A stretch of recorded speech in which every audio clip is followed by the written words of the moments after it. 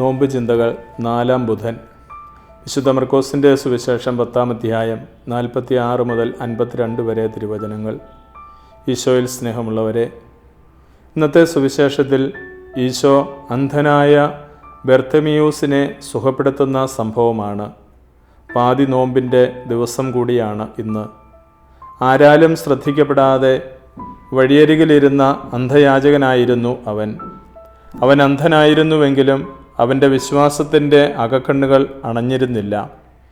ഈശോ ആ വഴി കടന്നു പോകുമ്പോൾ അവൻ്റെ ആത്മീയ നേത്രങ്ങൾ കൊണ്ട് അവൻ തിരിച്ചറിഞ്ഞു, വഴിയിലൂടെ കടന്നു പോകുന്നവൻ മിശിഹായാണ്, ദാവീദിൻ്റെ പുത്രനാണ് എന്ന്.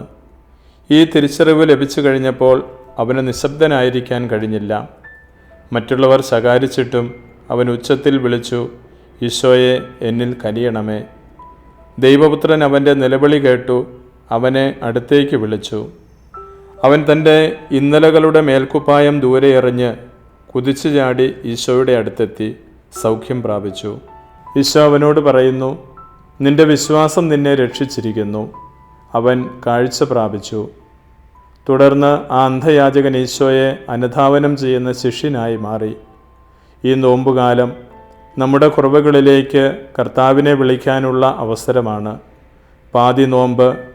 പാതി നോമ്പ് പിന്നിടുമ്പോൾ ഉള്ളിൽ വിശ്വാസ തീക്ഷ്ണതയോടെ കർത്താവിനെ വിളിച്ച് രക്ഷ സ്വീകരിച്ച് അവിടുത്തെ യഥാർത്ഥ ശിഷ്യരാകാൻ നമുക്കും പരിശ്രമിക്കാം.